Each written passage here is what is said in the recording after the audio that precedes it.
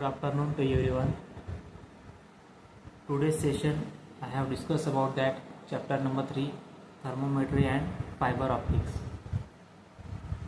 आजच्या सेशनमध्ये आपण थर्मोमेट्री आणि फायबर ऑप्टिक्स जे चॅप्टर आहे ते आपण एक शॉर्टमध्ये अभ्यासणार आहोत. बरं, त्याचा सिलेबस आहे हीट आणि temperature, definition of heat and temperature, त्यानंतर temperature scales, mode of heat transfers. Mode of heat transfer म्हणजे काय, तर हीट ट्रान्सफर कुठल्या माध्यमातून होत आहे तर ते म्हणजे मोड ऑफ हीट ट्रान्सफर. नंतर गॅस लॉज, त्याची डिफरंट गॅस लॉज आहेत. Next is a thermal conductivity. Optics is a property of light. And last topic is a optical fibre. Optical fibre is a internet cables like that. त्याचं insulating कसं असतं, working कसं असतं, principal कसं असतं, कशावर काम करतं, ते सर्व काही आपण या चॅप्टरमध्ये बघणार आहोत. First thing, what is a thermometry. Thermometry म्हणजे काय? थर्मोमेट्री म्हणजे it is a instrument to measure temperature. Temperature मोजण्यासाठी वापरलेलं आपण एक यंत्र, ते म्हणजे आपण थर्मोमेट्री. आणि थर्मोमेट्री इट इज अ कुठली क्वांटिटी आपण याच्याने मेजर करतो तर हीट आपण मेजर करतो. Heat. So what is a heat. Heat म्हणजे काय? So what is a heat. Heat काय, एक एनर्जीचा एक फॉर्म आहे. हीट काय, एनर्जीचा एक फॉर्म आहे. आणि हीट कशी ट्रान्सफर होते. Heat transfer to one end to another end. Flows from higher temperature from lower temperature. आणि ते डिपेंडन्सी कशावर करते, टेम्परेचरवर डिपेंड करते हीट. आणि हीट काय आहे, एक्सटेन्सिव्ह प्रॉपर्टी आहे, property of extensive. So first, definition of heat. आधीच मी तुम्हाला सांगितल्याप्रमाणे हीट म्हणजे काय, heat is a form of energy आहे. तर ती एका फॉर्ममधून फ्लो होते. It will be flow from high temperature to low temperature. For example, तुमच्याकडे एक आयरन रॉड आहे, लोखंडी रॉड आहे, आणि तो तुम्ही एका टोकाने तापवलेला आहे. तर त्याला जी काही हीट आहे तुमची, त्याला आपण heat of conduction of heat असं म्हणतो. बट हीट कशी ट्रान्सफर होते, हीट कशी फ्लो होते, one end to another end, higher temperature to lower temperature. याचा काही प्रभाव त्या आयरन रॉडवर पडतो, त्यालाच आपण हीट असं म्हणतो. त्या हीटचं एसआय युनिट आहे जूल. इन CGS कॅलरीजमध्ये मोजतो आपण. नंतर MKS, CGS centimetre gram second. SI system international units. MKS metre kilogram second. ते आपण म्हणतो किलो कॅलरीज. आणि डायमेन्शन ऑफ हीटचं डायमेन्शन आहे. तर बघा, हीटचं डेफिनेशन म्हणल्याप्रमाणे काय आहे, heat is a form of energy possessed by kinetic energy due to kinetic energy of molecules. Kinetic energy म्हणल्यावर 1/2 mv² याचं फॉर्म्युला आहे. It is a standard formula. So 1/2चं काहीतरी there is no dimension of 1/2. It is a numerical value. त्याचं काही dimension नसतं. M is the mass, V is the velocity. So velocity is equal to distance upon time. Distance, आणि distance is a function of length upon t. आणि V² equal to L² upon T². Dimension घ्यायला M1 L² T -2 because of T inverse -2. Next,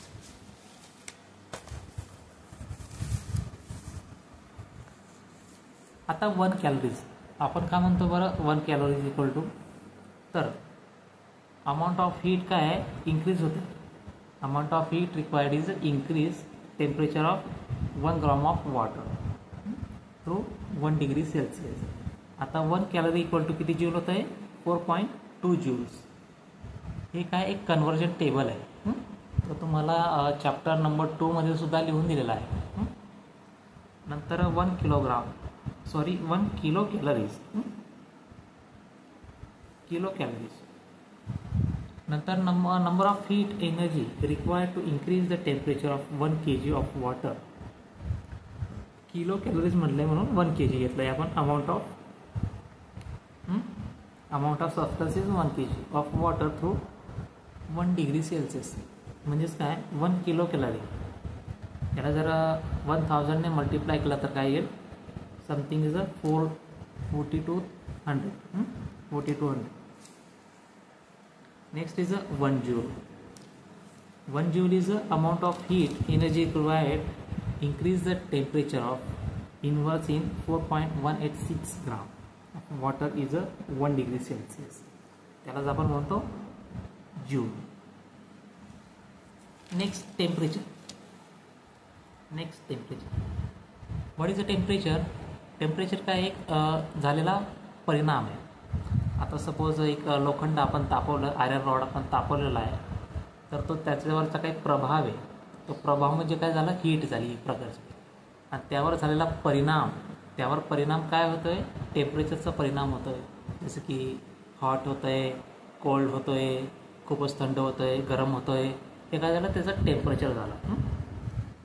degree of hotness किंवा coldness of a body, यालाच आपण म्हणतो temperature. Temperature काय intensive property आहे. त्याचा unit आहे SI युनिट सिस्टम इंटरनॅशनल केल्विनमध्ये आपण मोजतो. डायमेन्शन काय आहे त्याचं, it will for length mass time. हे प्रेझेंट नाही आहे टेम्परेचरमध्ये, हे प्रेझेंट नसतं म्हणून हे काय झालं 0 झालेलं आहे. आणि kelvin K is 1 because of kelvin is a function is present in the. Next आता हीट आहे आणि टेम्परेचर. आता डिफरन्स बिटवीन, आता हीट आणि टेम्परेचरमध्ये डिफरन्स काय आहे बरं. What is the difference of heat and temperature.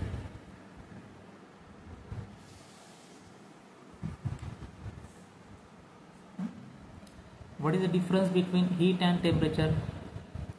Heat काय आहे, heat is a form of energy flowing through the kinetic energy of the form due to body kinetic energy.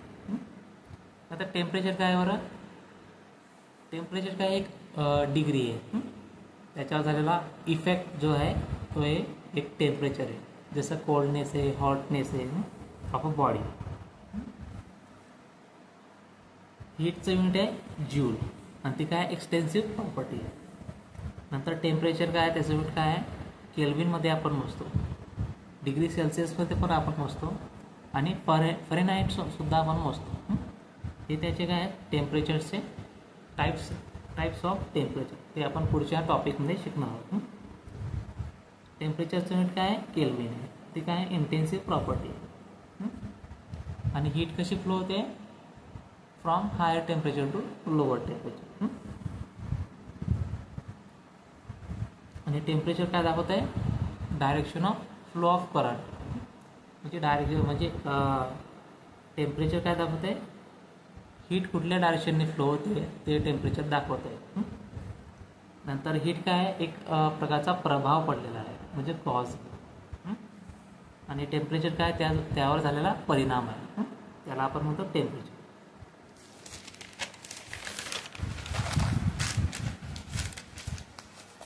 Next heat. Heat एक काय total energy of all molecules in the system. त्याच्या जसं iron rod आहे प्रकार, त्याच्यामध्ये खूप सारे molecules असतात. त्या टोटल मॉलिक्युल्सची काय झाली टोटल एनर्जी झाली. नंतर temperature average kinetic energy of molecules of the system. म्हणजे कायनेटिक एनर्जीचं काय ॲव्हरेज झालं. हीट आपण मेजर करतो बाय कॅलरीमीटर आणि टेम्परेचर आपण मोजतोय थर्मामीटर. आता बघा टेम्परेचरचे 3 टाईप्स आहेत. स्केल्स आपण तीन स्केल्सने आपण मोजतो. एक सेल्सिअसमध्ये आपण मोजतो, फॅरेनहाइटमध्ये आपण मोजतो, केल्विनमध्ये आपण मोजतो. आता हे बघा, हे आपल्याकडं 3 स्केल्स आहेत. 3 डायग्राम आपल्याकडे दिसतंय व्यवस्थित. ओके हां suppose melting point of water melting point of water किती आहे 0 डिग्री सेल्सिअस आधी सेल्सिअस स्केल घेऊ मेल्टिंग पॉईंट ऑफ वॉटर किती आहे 0 डिग्री सेल्सिअस आणि बॉइलिंग पॉईंट ऑफ वॉटर किती आहे it will be 100 Celsius 100 Celsius तर ह्या जे काही थर्मामीटरवरच्या रेषा जर तुम्ही बघितल्या डिव्हिजन्स म्हणजे काय असतात एक लाईन्स त्या टोटल 100 डिव्हिजन्स असतात 100 इक्वल डिव्हिजन्स नंतर आधी काय होतं melting point of water 0 degree Celsius आणि boiling point of water 100 degree Celsius नंतर दुसरं टाईप्स फॅरनहाइट स्केल आता फॅरनहाइट स्केल आता melting point of water is 0 degree Celsius equal to किती फॅरनहाइट होतं 32 फॅरनहाइट आणि त्या फॅरनहाइटला किती असतात डिव्हिजन्स 180 इक्वल डिव्हिजन असतात and boiling point of water it is 100 degree Celsius converted into Fahrenheit 212 Fahrenheit okay next is a Kelvin scale काय आहे तर 0 डिग्री सेल्सिअस आहे it will be melting point of water equals to 273 Kelvin आणि याला काय हे काय conversion आहे सेल्सिअस थ्रू केल्विन म्हणजेच डिव्हिजन एकसारख्याच जाणार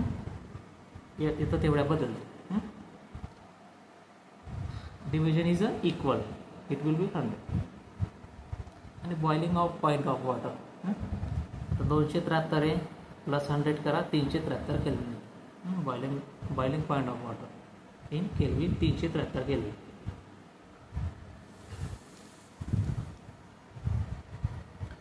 त्यानंतर हे डिग्री सेल्सिअसचं फॅरनहाइटचं आणि केल्विनचं हे जे काही रिलेशन आहे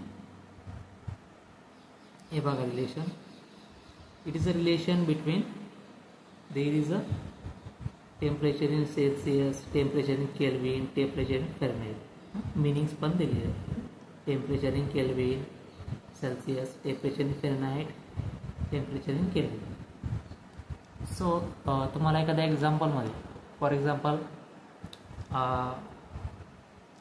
टेम्परेचर इन सेल्सिअसमध्ये दिलेलं असेल आणि तुम्हाला काढायचं आहे टेम्परेचर इन फॅरनहाइट तर हे दोन रिलेशन वापरून तुम्ही ते टेम्परेचर काढू शकता किंवा असं दिलेलं असेल एखाद्या एक्झाम्पलमध्ये टेम्परेचर इन केल्विनमध्ये दिलेलं असेल आणि तुम्हाला काढायला लावलं असेल सेल्सिअसमध्ये तर हे दोन तुम्ही रिलेशन्स काढून टाकून तुम्ही ते सॉल्व करू शकता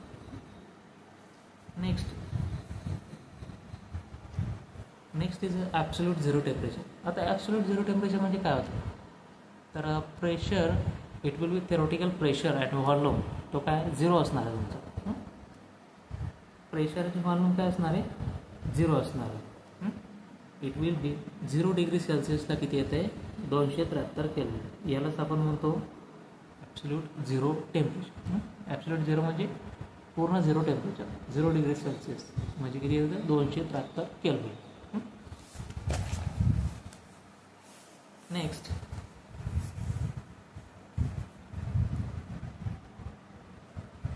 नंतर mode of heat transfer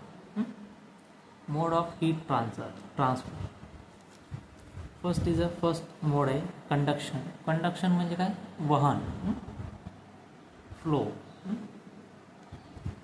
conduction म्हणजे काय flow of heat to transfer flowing through higher temperature to lower temperature without actual migration of particles ज्या आयरनमध्ये सपोज एखादा आयरन आहे आपल्याकडे लोखंडी रॉड आहे तर एक टोकाकडून दुसऱ्या टोकाकडे हीट ही ट्रान्सफर किंवा फ्लो होत असते तर जे काही रॉडच्या मधले आयरनच्या मध्ये जे काही स्मॉल पार्टिकल्स आहेत मॉलिक्युल्स आहेत तर ते अजिबात मायग्रेट न होता ती हीट जी आहे ती ट्रान्सफर होते यालाच आपण म्हणतो कंडक्शन दुसरं नाव याला उष्णतेचे वहन ही कशामध्ये आढळते ओन्ली सॉलिडमध्ये होतं सॉलिड म्हणजे काय ओन्ली मेटल्समध्ये heat transfer through metal rod ही काय एक स्लो प्रोसेस आहे आता आयरन हीट केल्यावर म्हणजे थोडं स्लो होतं it is a slow process आणि त्याचं मटेरियल काय आहे, मीडियम रिक्वायर्ड आहे, मटेरियल मीडियम रिक्वायर्ड आहे. फॉर एक्झाम्पल आयरन रॉड किंवा ऑल मेटल्स. तर ते हे उदाहरणं झाले कंडक्शनचे. नंतर convention. What is a convention? Convention म्हणजे काय, process of transfer of the heat flowing from higher temperature to lower temperature. आणि या टेम्परेचरमध्ये काय होतं माहिती आहे का, या टेम्परेचरमध्ये ॲक्च्युअल जे काही स्मॉल पार्टिकल्स आहेत, स्मॉल पार्टिकल ऑफ मॉलिक्युल्स, हे काय होतात, मायग्रेट होत असतात. तर याला आपण म्हणतो कन्व्हेन्शन. पहिल्या प्रोसेसमध्ये काय होतं, जे काय पार्टिकल्स आहेत, स्मॉल मॉलिक्युल्स आहेत, ते विथ नॉट मायग्रेट होत नव्हते. आणि ह्या टाईप्समध्ये काय होतं आहे, ते पार्टिकल्स मॉलिक्युल्स काय होत आहे, ते मायग्रेट होत आहे. तर हे कशामध्ये होतं आहे, लिक्विड गॅसमध्ये, लिक्विड किंवा गॅस किंवा फ्लुइडमध्ये होतं आहे. Fluid is a mixture of liquid or gas. Next, हे कसे ट्रान्सफर होत आहे, transfer through liquid or gas, it will be fluid. ही कशी प्रोसेस आहे, फास्टर दॅन कंडक्शन, थोडी फास्ट आहे कंडक्शनपेक्षा. याला मटेरियल मीडियम जे काय रिक्वायर्ड आहे. For example refrigerator. आता रेफ्रिजरेटर बघा, आता बाहेरची हवा काय असते, एक हीट असते ना, हीट जी काय असते ती ॲब्सॉर्ब करते आणि कन्वर्ट करते कोल्ड एअरमध्ये. It will be refrigerator. नंतर इलेक्ट्रिक फॅन्स, गरम हवा काय करते, ॲब्सॉर्ब करते आणि आपलं काय थंड हवा येते. नंतर AC, एअर कंडिशनर्स. आता बाहेरील हवा काय करतात, ते air conditioners, there will be absorb करता हीट ॲब्सॉर्ब करून काय करतात, आपल्याला कोल्ड जी काही हवा आहे ती देत असतात. For example also coolers. तर हे झाले रिअल लाईफमध्ये examples on the convention. Next, radiation. Radiation एक लाईटमुळे होत असतं. लाईटचे रेडिएशन असतात. काय असतात ते, वेव्ज असतात. कुठले वेव्ज असतात बरं, इलेक्ट्रोमॅग्नेटिक वेव्ज असतात. जर तुम्ही डोळे बारीक करून जर एखाद्या लाईटकडे बघितलं तर तुम्हाला एक वेव्ज जाणवते बघा, वेव्ज दिसते. तर त्या वेव्जला म्हणतात आपण इलेक्ट्रोमॅग्नेटिक वेव्ज. रेडिएशन म्हणजे काय, process of transfer of heat from electromagnetic waves from one place to another. हे कशामध्ये होतं, ऑकर्स ओन्ली मटेरियल किंवा व्हॅक्यूममध्ये किंवा फ्री स्पेसमध्ये होतं. हीट कशी ट्रान्सफर होते, हीट ट्रान्सफर फ्रॉम सन आणि अर्थ. सन to earth he heat transfer होते. ही जी काही रेडिएशनची प्रोसेस आहे ते सर्वात फास्ट आहे, कंडक्शनपेक्षाही आणि कन्व्हेन्शनपेक्षाही faster than conduction and convention. आणि याला जे काही रेडिएशनला आहे, रेडिएशनला मटेरियल जे काही मीडियम आहे ते रिक्वायर्ड नाही आहे. कुठलं पण मीडियम असू द्या, ती प्रोसेस होते रेडिएशनची. For example hot water of pipes. आता हॉट वॉटर ऑफ पाईप्स असतात, त्यांना काय असतो, ब्लॅक कलर केलेला असतो. ब्लॅक कलर का असतो, जेणेकरून हीट लॉस होऊ नये म्हणून, पाणी गरम राहावं म्हणून. तर त्याला ब्लॅक कलर मारलेला असतो, हॉट वॉटर ऑफ पाईप्स. नंतर उन्हाळ्याच्या दिवशी म्हणजे उन्हाळ्याच्या वेळी आपण काय करतो, व्हाईट किंवा लाईट प्रकारचे शर्ट आपण घालतो. लाईट कलरचे आपण शर्ट्स घालतो. का घालतो बरं ते, बिकॉज ऑफ हीट जी आहे, हीट काय ऑब्सॉर्ब होते, ब्लॅक कलरमुळे ऑब्सॉर्ब होते. आणि जे काही लाईट कलर्स आहेत किंवा व्हाईट कलर्स आहेत त्याच्याने काय होते, हीट ही लेस होते, हीटचा लॉस होतो, लॉस ऑफ हीट. म्हणजे उन्हाळ्याच्या दिवशी पांढरे जे कपडे ते गरम होत नाही किंवा लाईट प्रकारचे कपडे ते गरम होत नाही. काळा कपडा लवकर गरम होतो बिकॉज ऑफ हीट ॲब्सॉर्ब. आणि white shirt it is a heat काय लॉस होतं आहे, लॉस ऑफ हीट. नेक्स्ट एक प्रॉब्लेम आहे.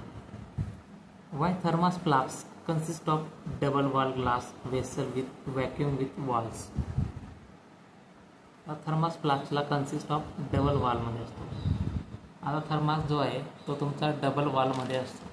एक मध्ये एक निर्वात पोकळी असते. तर तो काय आहे बरं, आणि ते ग्लास वेसल काय आहे बरं, व्हॅक्यूममध्ये काय आहे, 2 वॉल्समध्ये. तर त्याचं रिझन काय आहे बरं.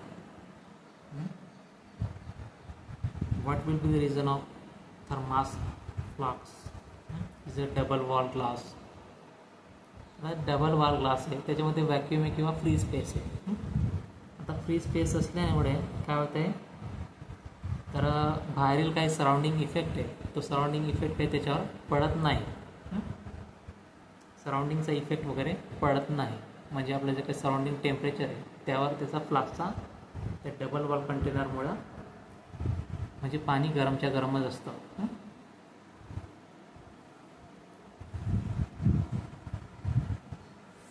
Why don't we get heat from the sun by conduction and convection? आता हीट जी आहे, उष्णता from the sun by conduction and convention. आता कंडक्शन अँड कन्व्हेन्शनमध्ये सनचं का हीट आपण मिळू शकत नाही. हीट काय मिळू शकत नाही कंडक्शनमध्ये, बिकॉज ऑफ कंडक्शन काय होतं आहे, एका मटेरियल त्याला रिक्वायर्ड आहे. आणि कन्व्हेन्शनला पण एक मटेरियल म्हणजे एक मीडियम त्याला रिक्वायर्ड आहे. म्हणून आपण हीट फ्रॉम सन्सने घेत नाही कंडक्शन आणि कन्व्हेन्शनला. ते आपण बाय मॅन्युअली मॅनमेड जे काही सोर्सेस आहेत त्या सोर्सेसच्या माध्यमातून आपण घेतो. फॉर एक्झाम्पल गॅस असेल, पेट्रोल असेल, मॅनमेड सोर्सेस, त्याच्या माध्यमातून आपण कंडक्शन आणि कन्व्हेन्शन या प्रकारचे. रेडिएशन ही नॅचरली आहे, सन आणि अर्थ. आता उन्हाळ्याच्या दिवशी बघा, उन्हाळ्याच्या दिवशी जर तुम्ही गेले, खूप टेम्परेचर खूप हाय असलं तर काय होतं, जमिनीतून वाफा निघत असतात. म्हणजे काय असतात, रेडिएशन निघत असतात, इलेक्ट्रोमॅग्नेटिक रेडिएशन्स, त्याला म्हणतो आपण radiation.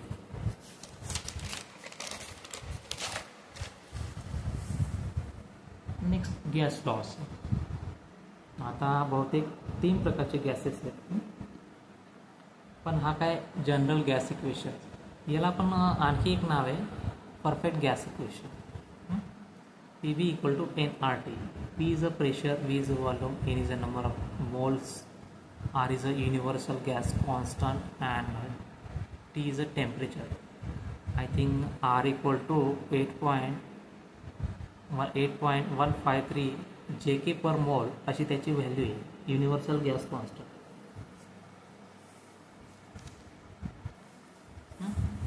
Next is a Boyle's law. Boyle's लॉमध्ये काय आहे, टेम्परेचर कॉन्स्टंट असतं. टेम्परेचर कॉन्स्टंट असतं म्हणजे काय, आता PV equal to nRT, T is a constant. ही एवढी टर्म काय असणार आहे, कॉन्स्टंट असणार आहे. म्हणून PV इक्वल टू कॉन्स्टंट. तसेच आपण प्रेशर 1 म्हणजेच इनिशियल प्रेशर आणि फायनल प्रेशर, इनिशियल वॉल्यूम आणि फायनल वॉल्यूम, अशा प्रकारे आपण हा जो काय फॉर्म्युला आहे तो इम्प्लिमेंट केला bye perfect gas equations. Next is a Charles law. याच्यामध्ये प्रेशर कॉन्स्टंट असणार आहे, प्रेशर कॉन्स्टंट म्हणून काय असणार आहे, T1 V1 आणि T1. Initial volume, initial temperature, final volume, final temperature. Next is a Gay Lussac law. याच्यामध्ये वॉल्यूम कॉन्स्टंट असणार आहे, P1 P2, P1 T1, P2 T2. 1 is initial and 2 is final.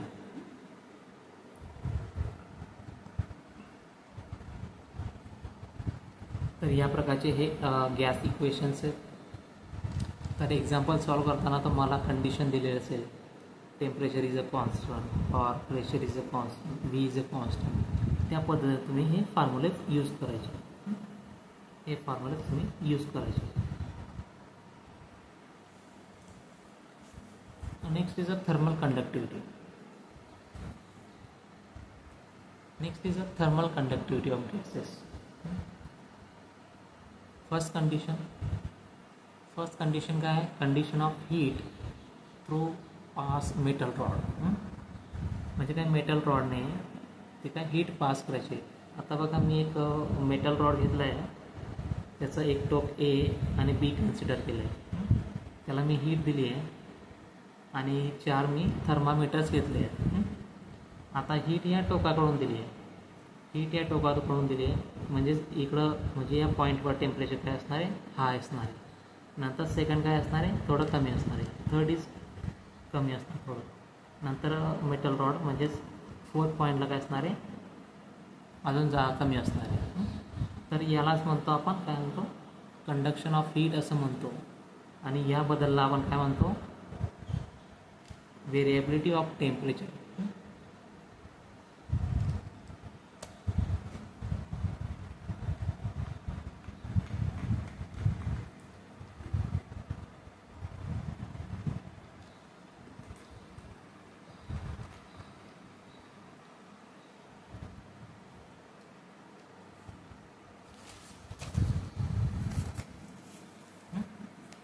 It is a variable state. म्हणजे ते काय temperature काय होत आहे, एक चेंज होत आहे.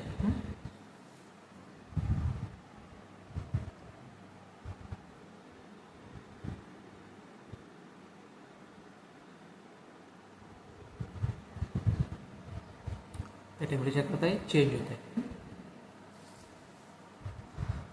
Variable state. The temperature of substance changes continuously. हे काय टेम्परेचर काय कंटिन्युअसली चेंज होत राहणार आहे. By heat absorption Q is not equal to heat loss. Heat absorption Q is not equal to heat loss because of टेम्परेचरचे काय आहे, it is a variable. Second steady state. Steady state म्हणजे काय, एक constant प्रकारचं temperature. Temperature of substance remains constant. Heat absorption equal to heat loss. आता जेवढं heat absorb करतं आहे तेवढंच ते काय करतं आहे, हीट लॉस करतं आहे. म्हणजे काय झालं, जेवढं ॲब्सॉर्ब केलं तेवढं फेकून दिलं आहे, म्हणजे काय झालं, कॉन्स्टंट झालं. नंतर टेम्परेचर ग्रॅडियंट. आता आपल्याला फर्स्ट असाइनमेंट होती की त्याच्यामध्ये 21 डिराईव्ह क्वांटिटीज होत्या. त्याच्यामध्ये टेम्परेचर ग्रॅडियंट हे नावाचं एक क्वांटिटी पण होती. It will B derive quantity. तर डेल्टा टी म्हणजे काय, change in temperature, difference in temperature. T2 minus T1. T2 is the final and T1 is the initial. D is the distance.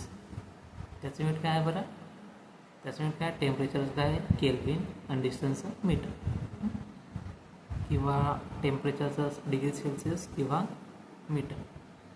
त्याचं dimension काय आहे, L-1 M0 T0 K+1. Next is a thermal conductivity. Thermal conductivity. What is a thermal conductivity? A steady state quantity heat conducted through material per unit time, per unit area or temperature gradient. Steady state म्हणजे काय, temperature काय असणार आहे त्याचा, temperature is not unchange, change होणार नाही. Quantity heat conducted through material per unit time per unit area or temperature gradient. Thermal conductivity denoted by K. Q is a heat absorbed. A is a area because of length into feet, like that. T2 minus T1 is a delta T, change in temperature, difference between temperature. हा काय आहे, कंडक्टिव्हिटीचा formula आहे.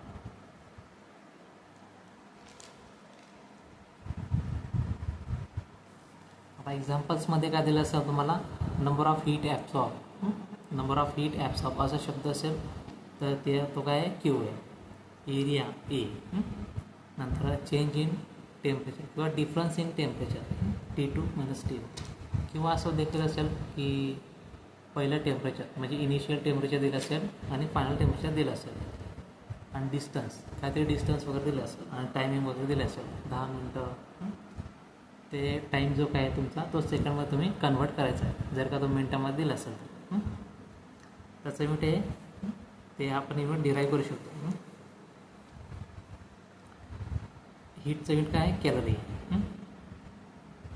Area सेंटीमीटरमध्ये. Temperature काय आहे? सेल्सिअसमध्ये आहे. Distance आणि T is a second, time in second.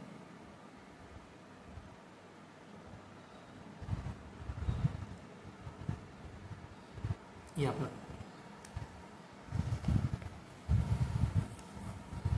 Next is a Newton's law of cooling. आता न्यूटनने काहीतरी एक कूलिंगचा लॉ मानला होता. and dt by dt is denoted by rate of heat loss. Rate of heat loss is directly proportional to difference between temperature. Temperature depend करता है ना, T2 minus T1. आणि के काय एक प्रपोर्शनली कॉन्स्टंट के. तर तुम्हाला एखाद्या एक्झाम्पलमध्ये रेट ऑफ हीट लॉस जर का विचारलं क्वेश्चनमध्ये, एक्झाम्पल्समध्ये, न्यूमेरिकल्समध्ये विचारलं तर सरळ हा फॉर्म्युला टाकायचा, आणि डिफरन्स जो काही टेम्परेचर डिफरन्स आहे तो दिलेला असेल, इनिशियल टेम्परेचर आणि फायनल टेम्परेचर. त्यापर्यंत तुम्ही rate of heat loss by cooling's लॉने आपण काढू शकतो.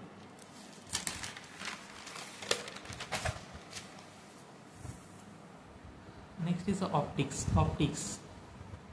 काय बरं, एक लाईटच्या प्रॉपर्टीज आहेत. सर्व लाईटची ज्या काही प्रॉपर्टीज आहेत, जो काही लाईटचा आपण अभ्यास करतो आहे ते म्हणजे optics. To study properties of light. आणि लाईट पण काय एक एनर्जी का एक काय फॉर्म आहे. Light is a one form of energy. बरं, लाईट कशी ट्रॅव्हल करते?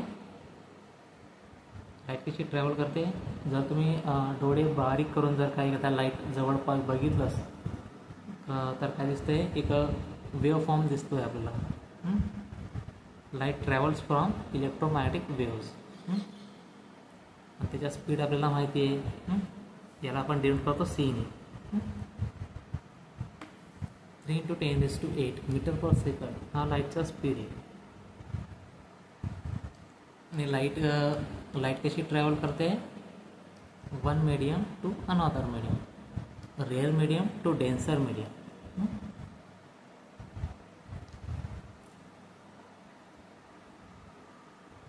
आणि वेलोसिटी किंवा wavelength it will be change, but frequency is not change. Direction change होईल, वेलोसिटी चेंज होईल, वेवलेंथ चेंज होईल. कशामध्ये? लाईट ट्रॅव्हलिंगमध्ये. वेलोसिटी चेंज होईल, वेवलेंथ चेंज होईल, डायरेक्शन चेंज होईल, पण कुठल्याही परिस्थितीत फ्रिक्वेन्सी चेंज होणार नाही. ती रिअरमध्ये असो किंवा डेन्सरमध्ये असतो, it will frequency is not change.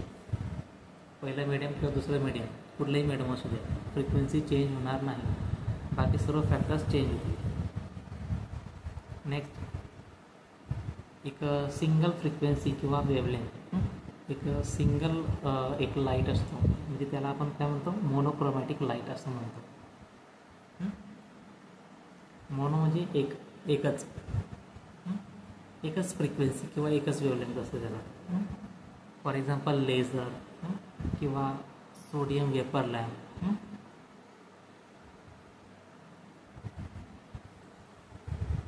Next, refraction of light.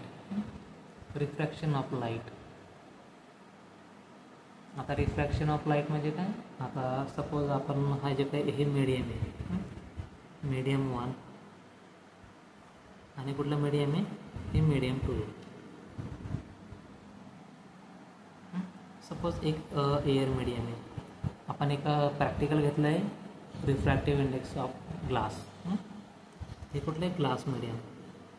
इथं आपण ग्लास ठेवला आहे, ठीक आहे, ग्लास ठेवला आहे. ठीक आहे. इथे आपण एक ग्लास ठेवला आहे. हा काय इन्सिडेंट रे, म्हणजे आपण काय इन्सिडेंट करत आहोत.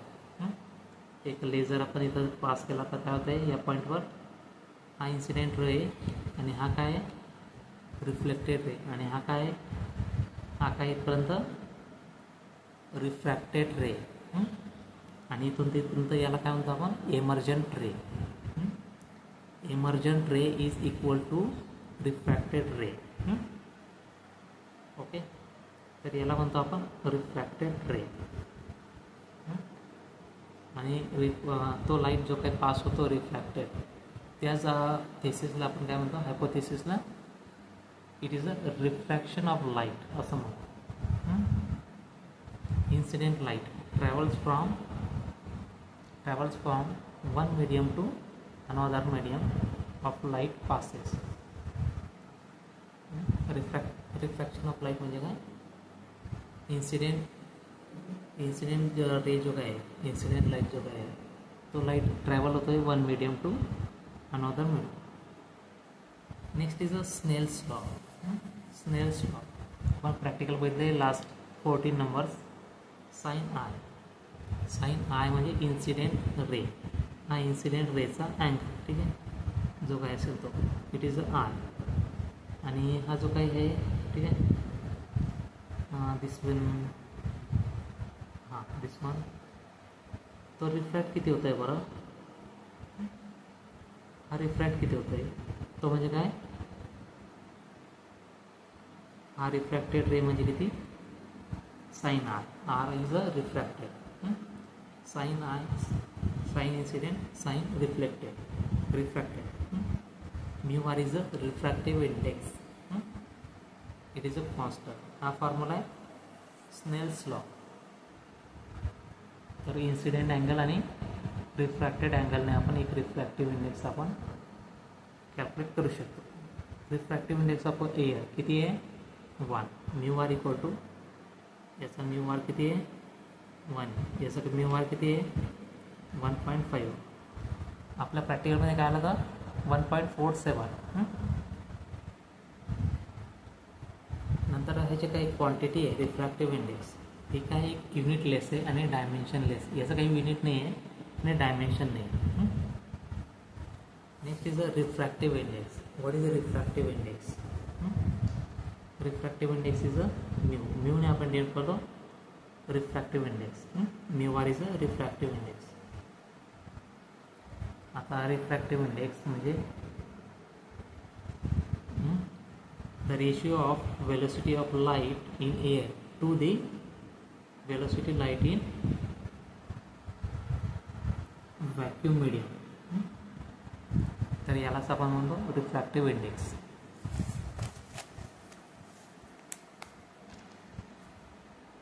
हा एक टेबल आहे रिफ्रॅक्टिव्ह इंडेक्सचा. तर कुठल्या मटेरियलमध्ये कुठल्या मीडियममध्ये रिफ्रॅक्टिव्ह इंडेक्स काय असतो आणि क्रिटिकल अँगल काय असतो. तर वॉटरमध्ये असतो 133 आणि क्रिटिकल अँगल हा आहे समथिंग. अशा प्रकारे r i for refractive index, theta C is a critical angle. Next is a TIR, total internal reflection. Total internal reflection. आता सपोज रात्रीच्या वेळी तुम्ही जर बघितलंस, रात्रीच्या वेळी काय होतं आहे, जे काही चांदण्या आहेत त्या चमकत असतात. ते का चमकतात बरं, because of reflection of light.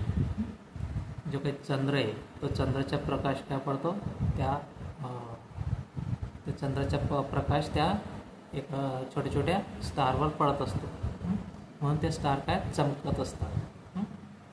तर it will be total internal reflection.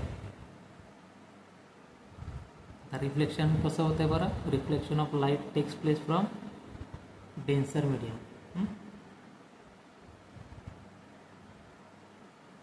Denser medium. एक इन्सिडेंट लाईट आपण पास करतो आहे रेअर मीडियमपासून, तर तो काय होतं आहे, एक रिफ्लेक्ट होतो आहे. It will be rare medium. नंतर theta C is a critical angle. What is a critical angle. Critical angle म्हणजे काय, एक एक इन्सिडेन्स अँगल म्हणजे एक रिअर मीडियममधून पास झालेला लाईट आणि डेन्सर मीडियममधून पास झालेला लाईट. तर त्या दोघांचे अँगल्स, दोघांचे मीडियम्स म्हणजे दोघांचे रिफ्रॅक्टिव्ह इंडेक्स घ्यावे लागतात. सपोज पहिलं तुमचं मीडियम असेल एअरमध्ये असेल, दुसरं मीडियम असेल ग्लासमध्ये असेल, तर दोघांचा रिफ्रॅक्टिव्ह इंडेक्स लिहावा लागतो या फॉर्म्युल्यामध्ये. आणि साईन इन्व्हर्स दिस, तर तुम्हाला थीटा सी म्हणजे क्रिटिकल अँगल भेटतो. μ1 इज अ डेन्सर मीडियम, पहिलं मीडियम आणि दुसरं मीडियम.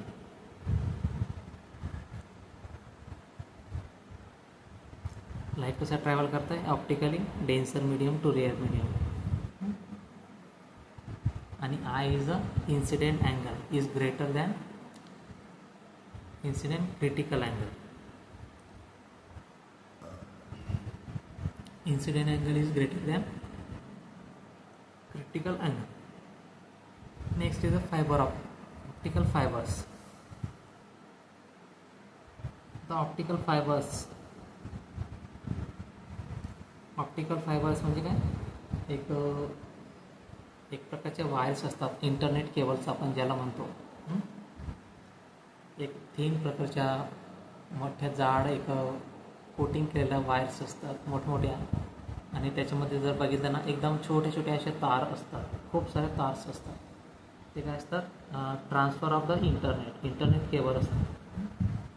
ते काय करते, flow of the internet one place to another place, हे काय करते, ट्रान्सफर करत असतं, डेटा ट्रान्सफर. तर हे जे काही ऑप्टिकल फायबर्स आहेत, ऑप्टिकल फायबर केबल्स, हे संपूर्ण म्हणजे समुद्रामध्ये पसरवलेले आहेत. लाखोच्या प्रमाणात हे ऑप्टिकल फायबर्स केबल्स हे पसरवले आहेत समुद्रामध्ये. तर ते काय वर्क करत आहे, ओनली डाटा ट्रान्सफर करत आहे, टेलिकम्युनिकेशन्स इन द कम्युनिकेशन फील्डमध्ये. हे कसं काय, थीन फायबरचे असतात, एकदम थीन बारीक असे पतल्या वायर्स असतात. आणि कोटिंग काय असते त्यांना, ग्लासची असते किंवा प्लास्टिकची असते. Plastic light one end to other एंडपर्यंत. आणि ती कशावर वर्क करते, टोटल इंटरनल रिफ्लेक्शनवरती. काय टोटल इंटरनल रिफ्लेक्शनवरती काय करते, वर्क करते. त्याचं काम काय बरं, ट्रान्समिटिंग ऑफ व्हॉइस, नंतर पिक्चर, नंतर डिजिटल सिग्नल्स वगैरे देणं, नंतर telecommunications like that data transfer and that sensors, toys. आता हे बघा, हे काय ऑप्टिकल फायबर एक केबल आहे. सुरुवातीला पहिलं टोक आहे, याला कोअर म्हणतो आपण, नंतर याला म्हणतो क्लॅडिंग, नंतर हे काय प्रायमरी कोटिंग, नंतर असतं सेकंडरी कोटिंग. बरं, ही कोटिंग का दिली आहे, तरी एक सिक्युरिटी म्हणून दिलेली आहे, जेणेकरून ती काही जे काही केबल आहे ती फार काळ टिकावी म्हणून. कारण ती पाण्यात असणार आहे, ती आपण जमिनीत टाकत नाही, पाण्यात टाकत असतो बाय ट्रान्समिशन टॉवर्स.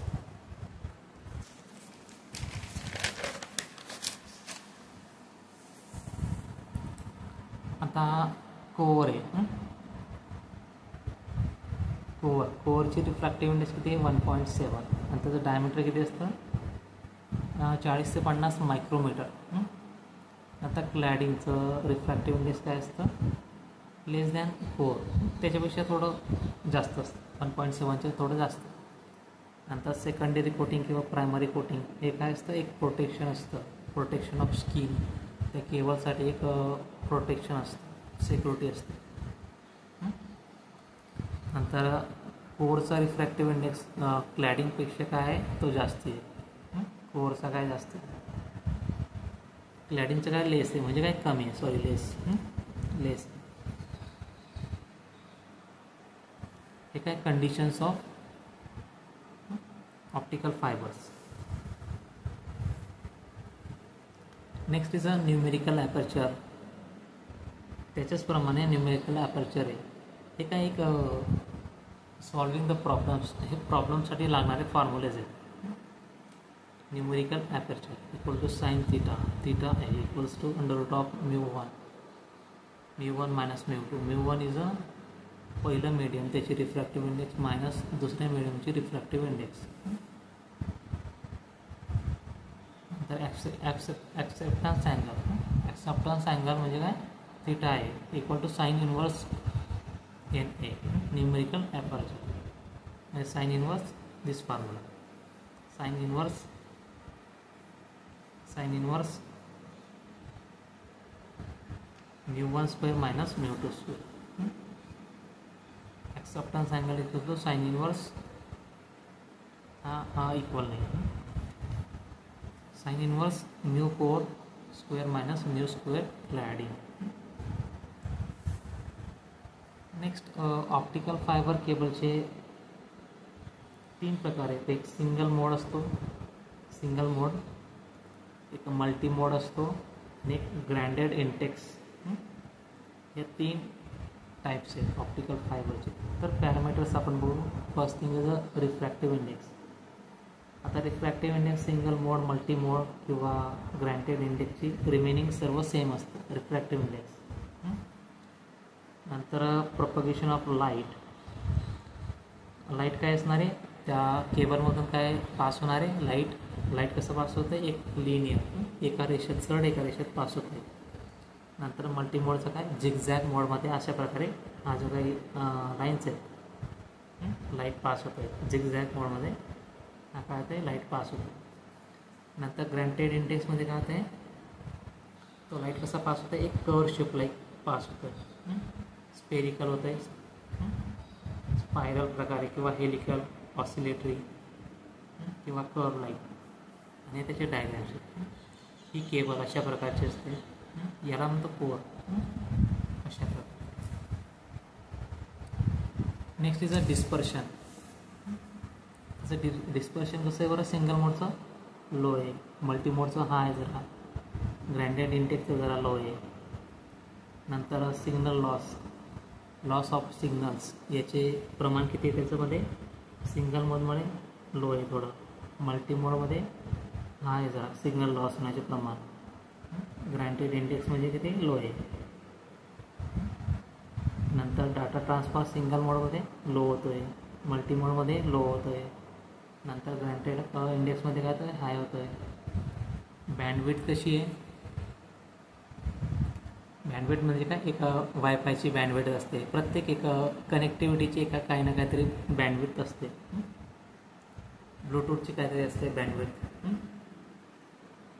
तर या ऑप्टिकल फायबर केबलची सिंगल मोडची बँडविड्थ एक हाय आहे, मल्टी मोडची लो आहे, नंतर ग्रँडेड इंडेक्सची हाय.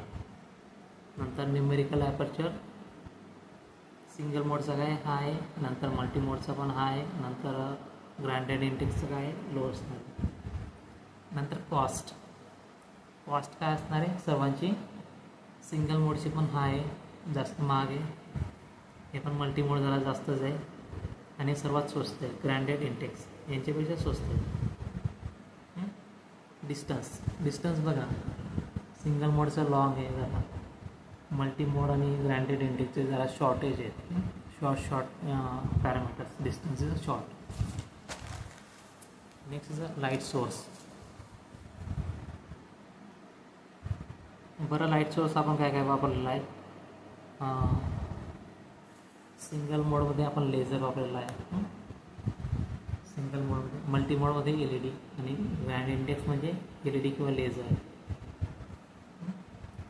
आणि मटेरियल काय वापरलं आहे, सिलिका किंवा glass. Next is a plastics single और मल्टी मोड किंवा ग्लास मल्टी मोड असणारे सिंगल किंवा मल्टी मोड असणारे. LED is a light emitting diode. Laser light amplification stimulated emission radiation हे त्याचे फुल फॉर्म्स आहेत.